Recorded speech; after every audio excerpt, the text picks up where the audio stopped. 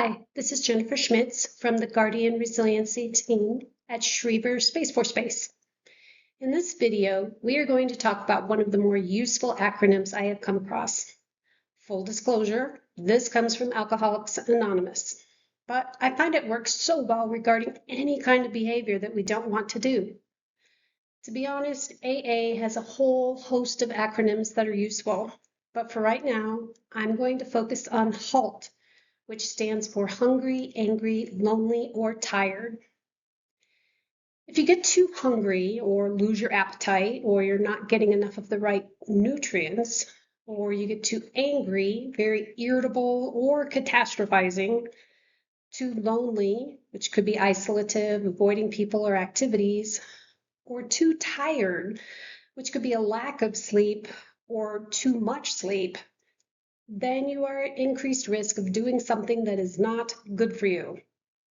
Whether that is drinking when you are an alcoholic or participating in any other addiction, eating the wrong foods, destructive relationship encounters, self-harm, or suicidal thoughts. In the check engine light analogy, taken to extreme, these are red or imminent lights. Stop where you are and address the problem. So let's get into each one a bit more in depth. If you are not eating enough, or at least not eating enough healthy foods, then you are not getting the right nutrients. This can result in low blood sugar, which is an inherent threat to the body, so your cortisol levels may rise to address the threat. Additionally, you will have less energy and decreased ability to function well, and you may have concentration and performance difficulties, which is also a threat to the system. Then, because you are not performing as well, you may yell at yourself, or others may yell at you, increasing both the internal and external threats, which will release more cortisol and lead to even a less desire to eat, etc., and it continues to snowball. You will likely hear many nutrition experts, to include our own Coach Adam, talk a lot about the importance of balance with nutrition. This is a big part of why. If you are far along this path, you may want to seek medical help to make sure something more serious is not wrong. However, even still, it is likely unreasonable that you would immediately do a hard stop and immediately become a health nut. What I recommend is slowly rolling the snowball back the other direction. An example would be setting the alarm on your watch if it is time to eat. Then maybe you eat half a turkey sandwich for lunch. Be proud of yourself. Then the other half for dinner. Again, be proud of yourself. This is better than no food. Then slowly begin to add in other nutrients over time. Alternatively, maybe you crave sugary foods and carbohydrates when you are anxious or down. You are a eat a pint of ice cream type of person. That's okay, and I would recommend eating half a turkey sandwich, for example, prior to sitting down and eating the pint of ice cream. Again, at least you're getting some helpful nutrients, and it is a kindness to your body. We are slowly moving the snowball the other direction with this method too. Most importantly, though, don't yell at yourself for not doing better. Yelling at yourself is an example of an internal threat. You are then the threat, and this will increase cortisol and grow the symptoms. So I do recommend being proud of yourself for eating half a sandwich and then enjoying the hell out of the ice cream. If the ice cream is not enjoyable halfway through, then you can opt to put it down. Slowly work towards changing your behaviors. So angry really doubles down on the impact of threat and rising cortisol. It stimulates more cortisol. Chronic anger depletes the brain's neurotransmitters, increasing depression. Negative thought patterns fueling anger can increase depression and irritability due to a chronic hostile environment perceived by the brain. The threat can be yourself, for instance, saying to yourself, I'm horrible, or the world, saying, I can't trust anyone or anything. Your relationships may worsen. both personally and professionally, due to a negative outlook. You're probably just not a lot of fun to be around.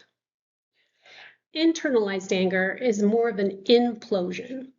It collapses in on you in the forms of guilt and worthlessness, for example, but it is still a perceived threat in your mind and will increase cortisol. One therapeutic method that works well to help you learn how to manage strong emotions related to our thoughts is cognitive behavioral therapy. An additional method is called dialectical behavioral therapy. Both of them help you examine your thoughts and your emotions. There are many books and workbooks out there to help you, and you may want to check some of them out to see if any resonate with you. Additionally, future videos will be touching on aspects of both of these therapies, especially how thoughts, beliefs, and behaviors impact our mood, as well as learning to challenge beliefs to ensure they are as objective as possible. In the meantime, I would recommend starting by just noticing the beliefs you have that generate anger, or any strong emotion for that matter. You don't have to change your beliefs if you don't want to, but noticing is the first step. Just notice what beliefs feed whatever emotional experience come after they are triggered. To include happiness, it's good to know what makes you happy. This can happen very fast, and you may have to do an after-action report once you are calm to review what belief might have gotten triggered that generated your emotional reaction. If you run into trouble, pretty much any behavioral health professional can help you through this process. So lonely. I'll admit, I've been doing this work for a while, and I always knew intrinsically that social connection is important.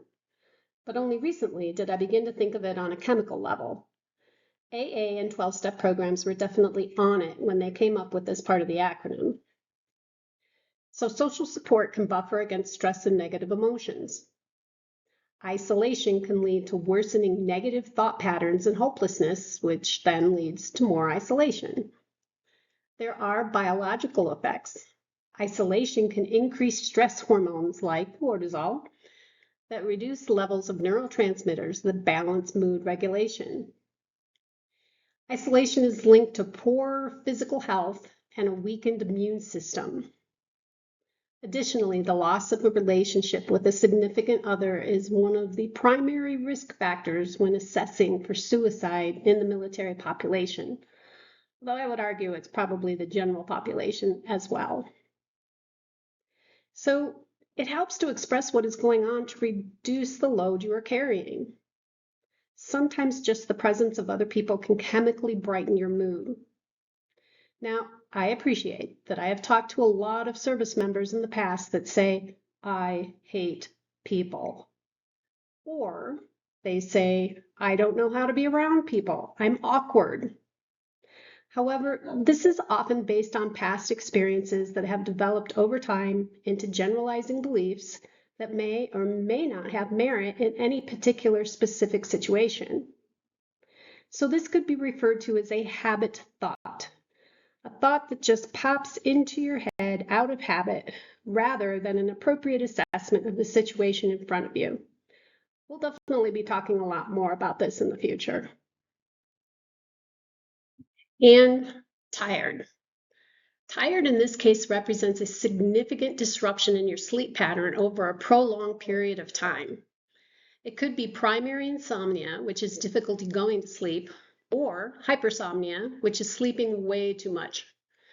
Again, with that same pattern, the less sleep you get, the more depressed or anxious you get, the more insomnia you get. So it is a chicken or egg situation, but honestly, I don't care who started it, it just needs to stop.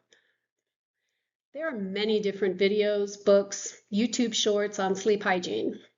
I am happy about that, as it means it is being taken seriously, but it is a lot to go through. Dr. Joe DeHope of our GRIT team has an excellent video in our classroom on sleep hygiene. And Kat Oswald from the Peterson GRIT has a video on shift work, and I recommend them both. Apart from their suggestions, I recommend 3 things. 1, if you're not asleep within 15 to 20 minutes of going to bed with the lights out, Get out of bed and do something that will keep you pleasantly distracted until you feel like your eyes are tired or like you are ready to nod off in a boring class. Then go back to bed. 2, if you are catastrophizing how awful the next day will be because you are not sleeping, stop it. You are feeding the insomnia. If the next day is difficult, you will survive it. You have before. This is your rest time. And even if you are not sleeping, at least take the opportunity to do something nice for yourself. And 3, if you are catastrophizing about the past or the future, stop it. I'm not saying don't worry or catastrophize and think about how you are going to handle the many stresses in your life. I'm just saying it is the wrong time of day to do that. You can always put aside some time during the day for this activity. At night, your job is to pleasantly distract yourself till you fall asleep. Maybe do a puzzle, read a book, putter around the house, nothing too enervating. Take a nice bath, whatever works for you. If the worries enter your mind, you can write them down to externalize them and then pick them up in the morning. If you did this already, just notice the worry come in, go by, then let it go as you go back to distracting yourself with pleasant things. It may sound simplistic, but it is better to have some relaxation than no relaxation.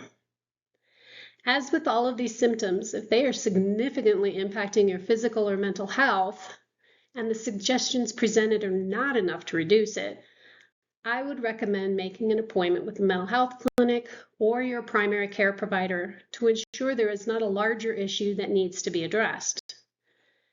In the meantime, a general rule of thumb that you may be tired of me saying is, if you follow the temptations of these symptoms, in other words, if you continue to do them, then the symptoms will increase. I am a bit of a Star Wars nerd, so I had to throw this in here. Much like the dark side of the Force, the more you give into your symptoms, the more powerful they will become. So again, in review, with an appetite disruption, pick a small intervention and build on it. With anger, notice the pattern of what is underlying the anger that is being prompted. But lonely, even small efforts like just smiling at someone is a good start. And with tired, distract yourself with pleasant activities until you're able to go to sleep. Overall, don't beat yourself up. If you do, you will now be an internal threat in your head and a greater mental load will be produced. So, as always, if you have questions or comments, feel free to let me know, and I'll see you in the next video.